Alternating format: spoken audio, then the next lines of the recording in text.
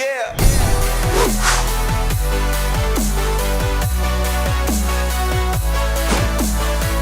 Welcome back to the Gridiron Expert. The Pittsburgh Panthers come in at number 22 in our way too early top 25 poll. The Panthers went 11-3 last year and won the ACC before ultimately losing to Michigan State in the Peach Bowl without their star quarterback in Kenny Pickett. But expectations are once again extremely high going into 2022, guys. A chance to maybe repeat as ACC champs or at least ACC Coastal champs with the addition of Kedon Slovis coming in at quarterback from USC. Slovis paired with Jordan Addison, one of the best wide receivers, not just in the ACC, but in the entire country, makes Pittsburgh a legitimate threat in this conference once again and could potentially be a dark horse playoff contender, especially with what appears to be a very favorable schedule. So once again, guys, welcome back to the Gridiron Expert, ready to take a look at Pitt football, ready to take a look at the Panthers, who were one of the more pleasant surprises in the 2021 college football season. Before we really dive into this content, guys, again, please continue to like, comment, subscribe, share our videos, and check out everything down in the description below. Those things that take you guys just a few seconds to do help us out tremendously. One click of the like button, one comment, one subscription, one hit of that notification bell. All of that helps us out so much. It also helps you not only becoming a part of our Gridiron Expert team, but allowing you to take in all of this non-stop college football content that we have prepared for you guys for the rest of the year. So make sure to do that, help us out, and again, become a part of our team today. But we take a look at Pitt, guys. Again, this was a team that, I think people had solid expectations for last year, especially in a wide open ACC Coastal. No one really knew who was going to win that division. Many thought it might be North Carolina. Some had Miami, some had Pitt, some had Virginia Tech. Who knew? And the Panthers surprised everybody. Again, 11-3, ACC champs, made the Peach Bowl, played Michigan State, and everybody thought, okay, Kenny Pickett's gone, Mark Whipple, their offensive coordinator, is gone, Pitt's going to take a step back. But they went out and got Kedon Slovis, and now everybody's talking about Pitt again. Everybody thinks the Panthers could win the Coastal once again. And I'm telling you, if Pittsburgh, guys, if they can improve on their run game and not lean as heavily on the pass game like they did last year, even though the pass was fantastic, try to find a little bit more balance and maybe improve the defense just a little bit, this team could be very, very dangerous. Because take a look at their schedule. Take a look at their schedule. We can always say bad things about the ACC, about how they might be the weakest of the Power 5 conferences, how the strength of schedule simply isn't there. I think that Pittsburgh might be the slight exception to that because they can't obviously they can't change how bad the ACC is. No team can. But you can affect who you play in the non-conference to try to boost that resume. Pittsburgh did that. Home games against West Virginia and Tennessee to open the year. A road game at Western Michigan that is no shoe-in. Pittsburgh lost to the Broncos 44-41 in Pittsburgh last year. And then obviously the rest of their ACC slate. But it's those first two games against West Virginia and Tennessee that are going to set the tone for Pittsburgh going forward. Neither of them obviously are conference games. So they have nothing to worry about there in terms of that affecting their conference status if they were to lose one of those games. But both of those teams would be quality wins if the Panthers can get it. Obviously, the rivalry renewed against West Virginia, so that's going to be one of the more watched games to kick off this 2022 season. The Tennessee game obviously was a thriller last year. Pittsburgh winning in Knoxville 41-34. Going to feature a great quarterback matchup between Hendon Hooker and Kedon Slovis. Again, kind of like last year, if you like offense, I think this Pittsburgh-Tennessee game will be the one for you. But both those are at home. And that's going to really, really benefit the Panthers going into the rest of their season because I don't know if I see Pittsburgh losing to Western Michigan again. That was one of the more shocking and weirder upsets of that last season. But if Pittsburgh, guys, can get past West Virginia, Tennessee, Western Michigan, they should get past Rhode Island, and that would be a 4-0 start.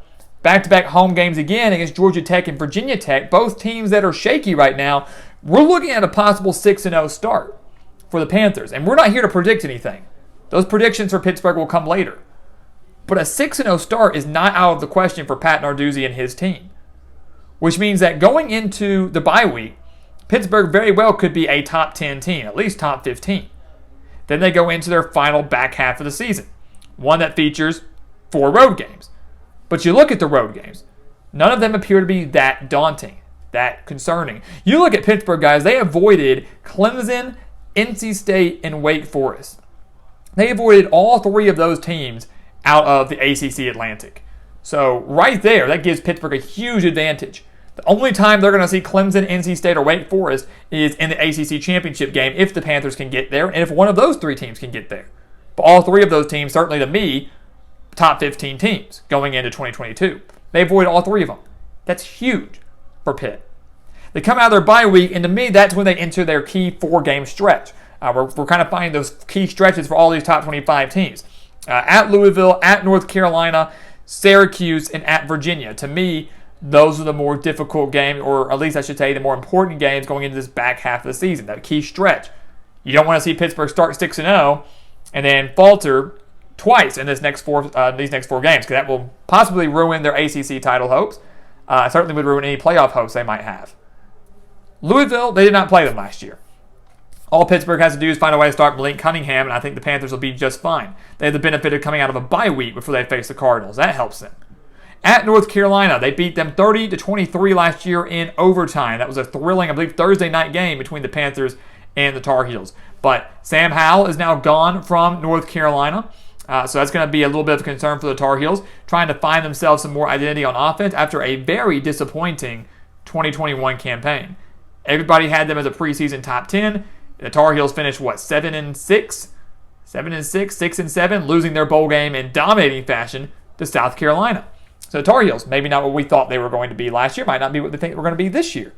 Home against Syracuse. Pittsburgh won that game 31-14 last year. Syracuse up and down, showed improvement last year, but not nearly enough. And then at Virginia, that was a thriller, a game that was ultimately huge, and who ended up winning the ACC Coastal. Pittsburgh won that game 48-38. The Cavaliers, now under a new head coach in Tony Elliott, came over from offensive coordinator from Clemson, still has one of the better quarterbacks, not just in the ACC, but the country, in Brennan Armstrong, and I believe Elliott will know how to use him in the right way. If you're looking for who they might slip up to in that 4-game stretch, it probably is the road game at Virginia. Despite having the new head coach, maintaining Armstrong was huge, and keeping him on that roster was huge.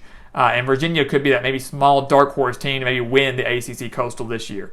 But again, that's your key 4-game stretch, mostly because you've got 3 road games in a 4-game period there. Virginia, North Carolina, Louisville, all going to be relatively tough. Not necessarily ACC elite, but tough enough and good enough that they could pull off an upset over the Panthers.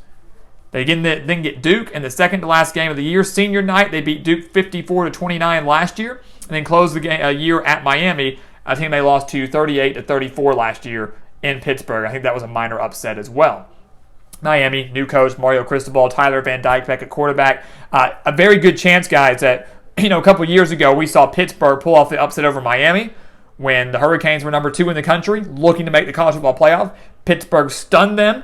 I would not be surprised again if you see a 1-loss Pitt team coming into Miami, instead of maybe making the college football playoff, and the Hurricanes maybe stun them, giving them their second loss. Doesn't keep them out of the ACC title game, but does keep them out of the playoff. And again, we're not saying Pittsburgh's a playoff team by any means right now. We'll predict the Panthers later on, but they have the talent to be legitimate again. They have the talent to repeat the 10-11 win season they had last year. They have the coach certainly to do it, in Pat Narduzzi, and they have the schedule to do it too.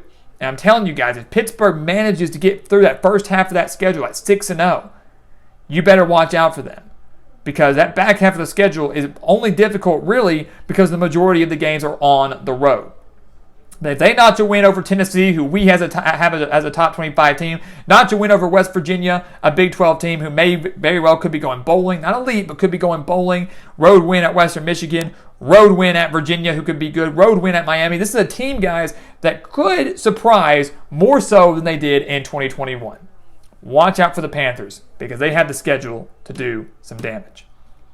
Once again, guys, thank you so much for watching us here at the Gridiron Expert on YouTube. Please continue to like, comment, subscribe, share our videos. Again, those things that take you just a few seconds to do help us out tremendously. So hit that like button, leave a comment, subscribe to us, become a part of the Gridiron Expert team so you can continue to get all this content, and we can continue to provide you with this content 24/7, 365, year-round college football discussion. Do not miss out on it. And once again, guys, as always, thank you so much for watching, and we'll see you next time right here on the Gridiron Expert.